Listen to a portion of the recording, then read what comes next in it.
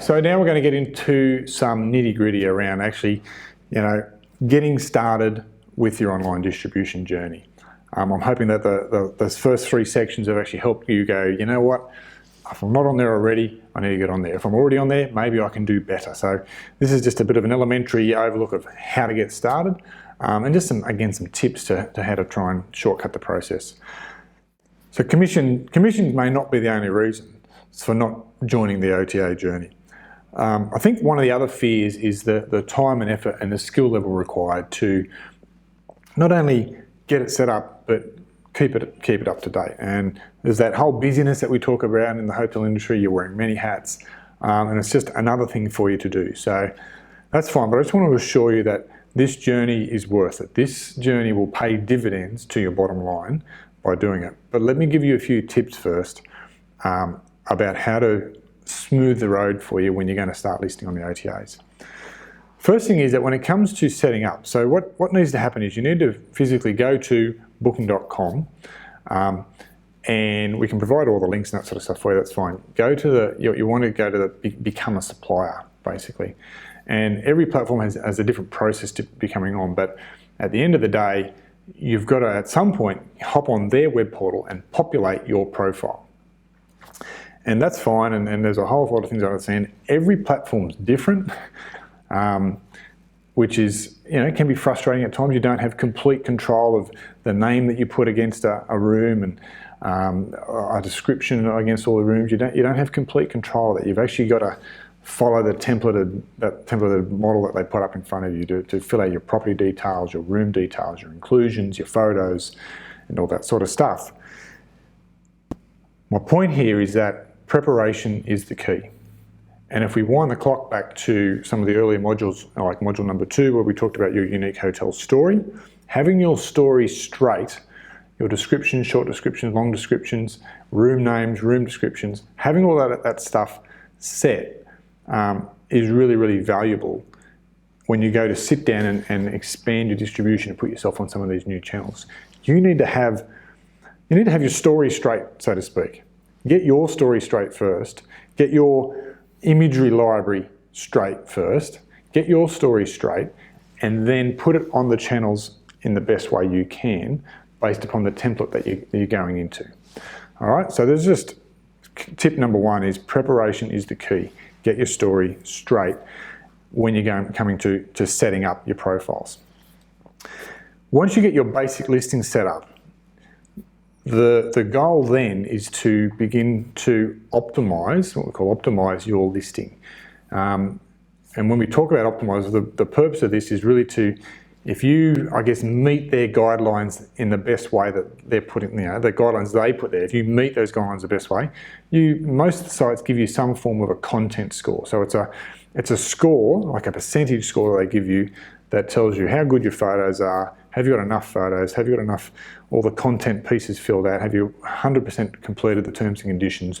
All that sort of stuff. And that score that they give you actually influences how you rank on their site. So how to optimize, it's not a hard thing. Once you've got your thing up, once you've got your profile up in a basic sense, most of the portals actually guide you through it. So our point here is follow your nose for optimization. So step 1, preparation is the key. Step 2, follow your nose for optimization. The portal or the website itself will actually guide you on the things that you're missing, the things you need to fix up to optimize and lift your content score. But in amongst all that, the caveat across the setup and the optimization is we always implore you to have consistent information, congruent information right across all web presences, and that comes back to the importance of having your story straight. So work hard at doing that, and we've got a framework we'll take you through later. One of them is to do with room naming conventions. So you might decide on your room naming conventions and then become very frustrated with a particular channel because they actually won't let you just type your name in there. You've got to choose from drop-down lists to actually build a room name and it doesn't exactly match with yours. So we've got a tool that actually help you, I guess, map that, but you've got to try and match it as best you can to your original content that you prefer, and match it to the feel and the message you're trying to get across for the room type. So keep your eye out for that one. The third tip when it comes to getting started with online distribution is moving into automation. For a long time, and I don't think this is so prevalent now, for a long time people would simply join booking.com, for example. Then what has to happen is you then have to upload your rates and availability and say, well, here's my current rates and availability.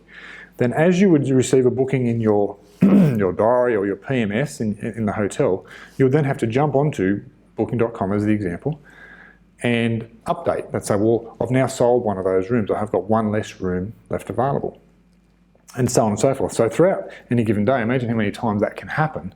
You're manually updating the channel. And that's fine, you can probably manage that, but then you get a second channel like Expedia, and you begin manually updating that channel as well. So every time a change happens at the hotel, you've got to update the channel there. Otherwise, you're going to end up with double bookings and all sorts of complications, which again, if you're doing that sort of thing, it's going to affect your ranking on the website. If you're cancelling guests all the time and having to room move them and shift them to different properties, that's a real problem. So having up-to-date information on the channels is really important. And so I guess an evolution of this whole online travel agent environment is that they brought in channel managers. So companies like SiteMinder, Star, RateGain, TravelClick, they all offer a channel management service. Channel management is really just the automation of your computer-based software at the hotel and feeding rates and availability out to the channels, but also feeding it back the other way.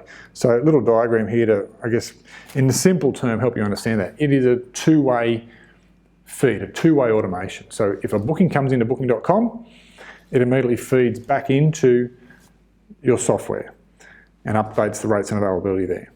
Same way, if you get booking over here, it goes through and updates out there. So some channel managers are better than others. Some feed more information back through with regards to bookings. Others just give you an email and you've got to enter it in. There's different levels that can happen, but you've got to look into that carefully when you're choosing your channel manager.